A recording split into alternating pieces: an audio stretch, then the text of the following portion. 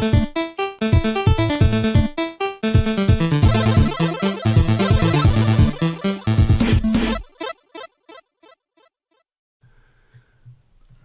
guys, welcome to the Unlucky Frog Gaming videocast on this occasion.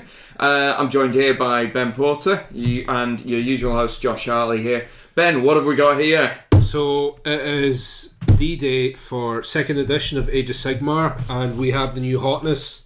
We've got Soul Wars box set, which is the new starter set. Yep, we've got ourselves an army of Sequitors and an army of Nighthaunt in here. We're going to get into that in a little bit. Yep, and we've also got the Malign Sorcery expansion, which includes the cinematic endless spells. So that's all in the box. We're going to have a look at that later, but I think first of all we're going to dig in. Dive into this. Do you want to do the honours? Yep, so I'll get that out of the way. We do also have, we got these for being in early, some exclusive War Scroll cards. So nice little pre-order bonus. So that we'll be able to look at them during the game. Say you're just pulling your books out your bag or pulling out the tablet all the time. You can just have that in front of you to refer to, which is very nice. So let's still in the wrapper. Yeah, that's how we're gonna have a good box fresh smell here. Yeah, we waited for you guys. Yeah, that's how much you mean to us. All right. Let's get that out of the way. So it's actually got a sleeve, which is quite classy. Oh, I like this as well. Look at that. Yeah, it's sleeved. Very nicely presented. Yeah, I mean, I have to say, very impressed with the... Oh, wow. Right, so, those of you guys who have bought starter sets from Games Workshop in the past, you'll remember that you can buy separately a big hardback rulebook, and the one that comes in the main box is usually like a softback, abridged version. Yeah. Look at this. That mighty tome. Look at that. That is actually the hardback copy of the rulebook. That's fantastic. Rulebook that they're selling separately. Look at and this is hardback proper. I'm gonna open this up. Yeah. Shall I? Yeah. We've also got here the usual fare for starter sets, where you've got the Battle for Glim's Forge, which I believe is the starting scenario. Yeah, it's it basically gives you a little bit of background into why these two armies are fighting, and it also gives you rules for the battles themselves. So it ties the fluff and the scenario together quite nicely. You also got, as we said, a bit of fluff in there. You get some background on each of the units. Gives you a bit of context as different characters. Yeah, because it has to be said that this is quite unusual for Age of Sigmar so far, in that it's the first box set they've done that isn't Stormcast and Chaos. Yeah. Always I'm biased. I love me some Death Boys, but so always nice to see. Oh, so this is cool. So we've actually got an abridged version of the core rules as well. Yep. And a start here pamphlet. So this will be, if you're new to the hobby, this is what you'll be digging into immediately. And that's it actually tells you what wargaming's all about. It explains who these armies are, why they're fighting each other. So there's enough here certainly to appeal to, I would think, veteran gamers and beginners alike. I'm really impressed with this book. Full colour, gorgeous artwork on the inside. Look. Yep. And you get like lots of brand new artwork, and they even the art style's very consistent across all the Age of Sigmar stuff, where you've got the gold leaf with the astral map. Oh look, we've got more stuff. Got some dice, and it's nice chunky dice as well. Here's some bases for our models. We have. I've never seen them do this before. We've got. They've given us a ruler. There we are. It's not much, but it's a nice little freebie. It's pretty neat. It's better than the ones they used to give you. Oh, yeah. A little transfer sheet for the Stormcast there. We have a sample from the Soul Wars novel to read, so that's cool. What else have we got? Cool. It's a little pamphlet that just recommends, what to buy next to expand on these armies. That's a nice, not massive, but nice little touch. So on this subject, one of the main complaints that I've seen on the interwebs, because the internet's full of complaints, I don't know if you've noticed. Really? Yeah. Really? One of the main complaints that I've seen about this box set in particular is that you don't have enough within the box for a proper match play army. Some of the units are below the minimum unit size indicated in the match play. And I think one of the reasons that you've got these is it allows you to flesh those units out. Yeah. But it is worth saying, not everybody plays match play. Yeah. Despite what the entitled tournament players think. I very rarely play match play. Yeah. I mean, it's not something I'm interested in, to be honest. I've been to a couple of tournaments for 8th edition Warhammer Fantasy back in the day, but I've only ever played Age of Sigmar as a narrative game. Yeah. Essentially, I think the way we approach Age of Sigmar is like a tabletop role-playing game scaled up. Yeah, I think that's fairly accurate.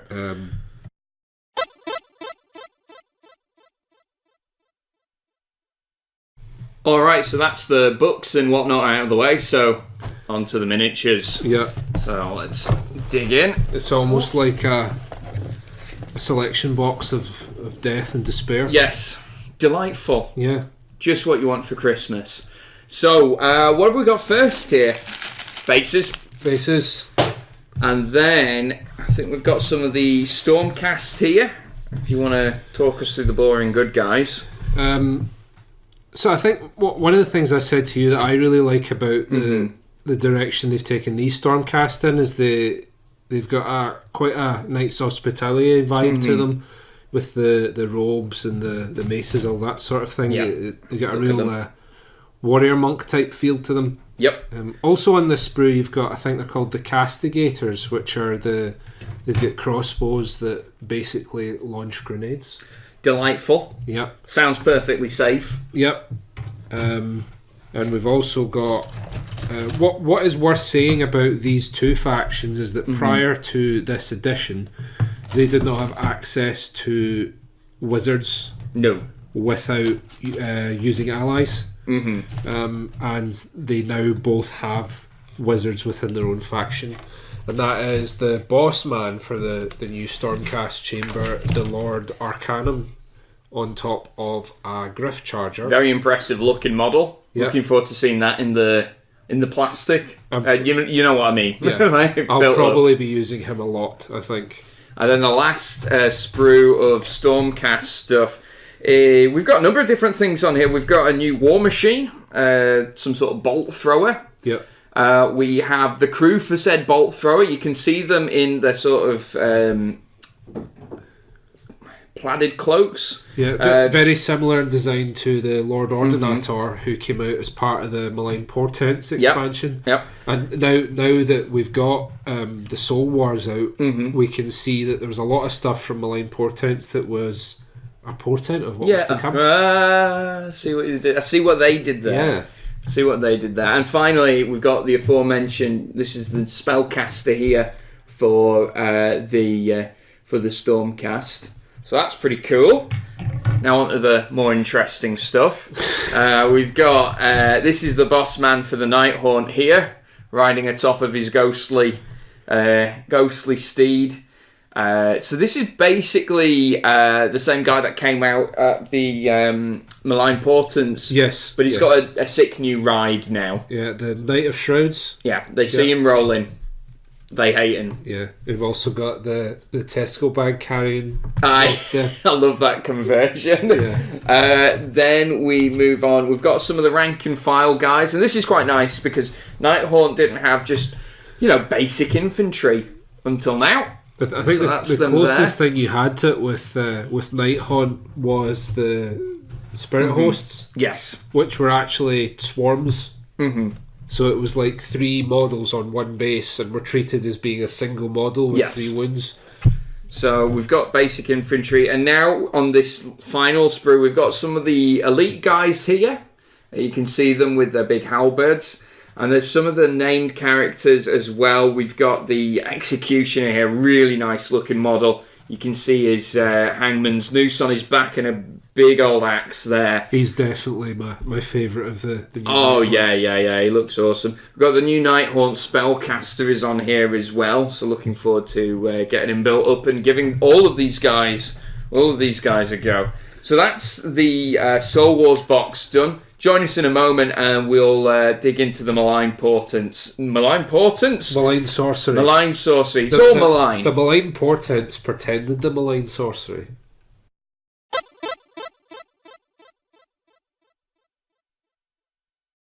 Ben, do you want to do the honours? Yep. So, what's quite exciting about this is not only do we get a bunch of fancy spells to use in the game, why don't you open? We also get a book with some additional rules to expand the game. There we go.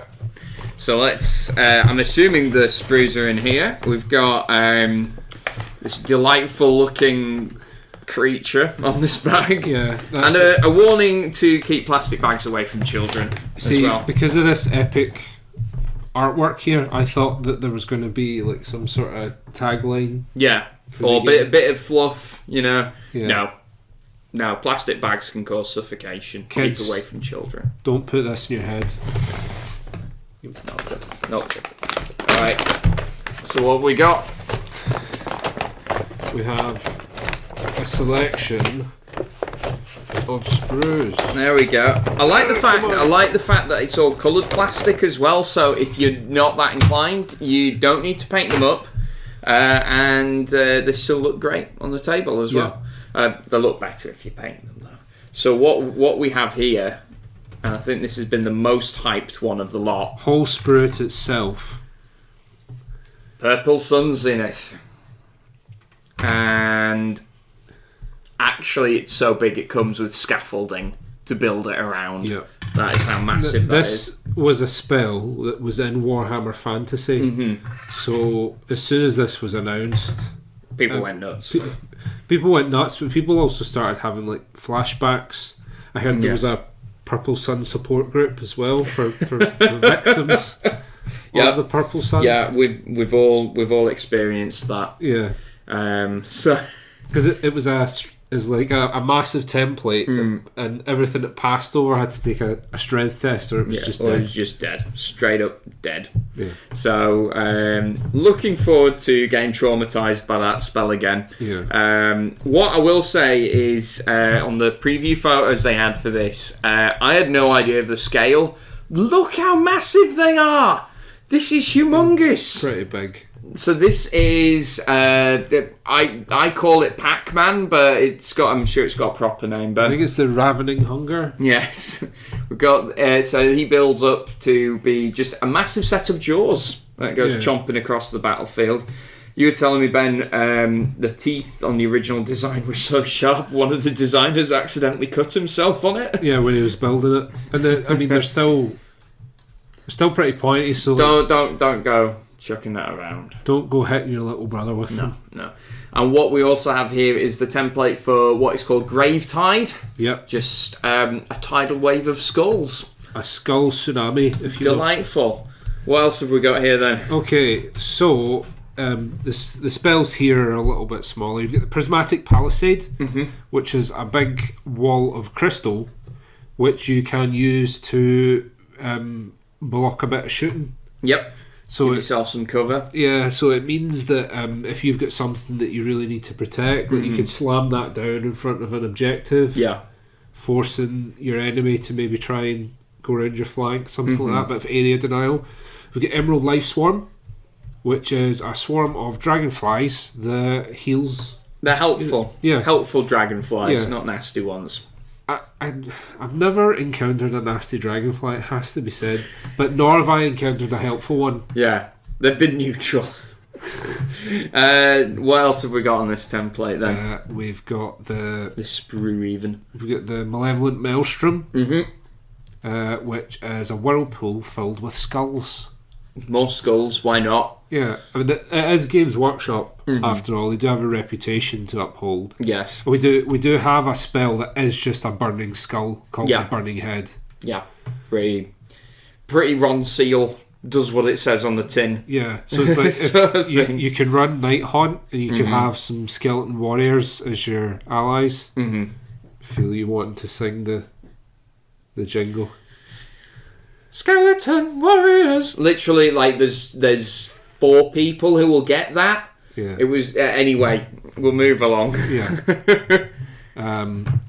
So you could run Night Haunt, get some skeleton warriors in there, run a Malevolent Maelstrom, run a Suffocating Gravetide, and have a Burning Head, and go maximum skull. Maximum skulls. All the skulls all the time. Yeah. And then finally, Sigmar's Balls. It's not called Sigmar's Balls. The Geminids of Ulgish. Henceforth known as Sigmar's Balls. Yeah. So that's the... They do pretty much look like organs wreathed in lightning, so... Yeah. I mean, I don't think we can be blamed for making that analogy. Yeah. Moving on. So, moving on.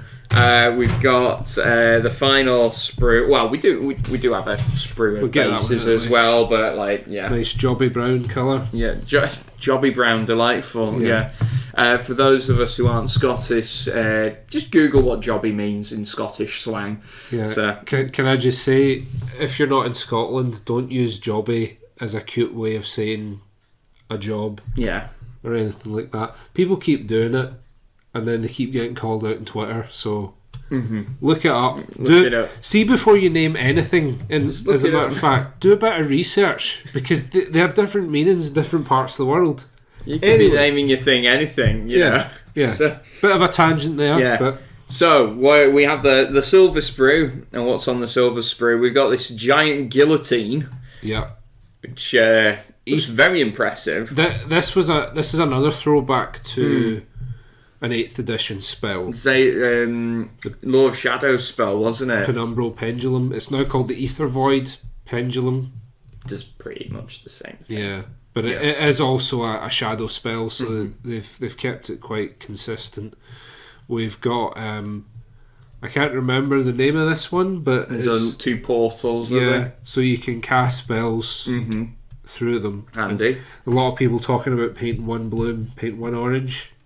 I see what they did there. As a reference to the game Portal. Yeah. We've got a wall of floating swords here as well, which is pretty cool. Quicksilver Blades, I think they're called. And then we finally move on to the ones that probably weren't on the highest agenda for the sort of preview of this product. Some chains and a floating cog. So... You make it sound so crap. But that's what they are! That's what they are! All the wizards get to the spell shop and go, you get any of those purple suns left? Nah. No, I can do you some floating cogs. Well, it's better than nothing, isn't it? Yeah. I mean, they look impressive. Do they, though? Well, compared to a big floating purple gas cloud, maybe not. But... I think they look nice. Yeah.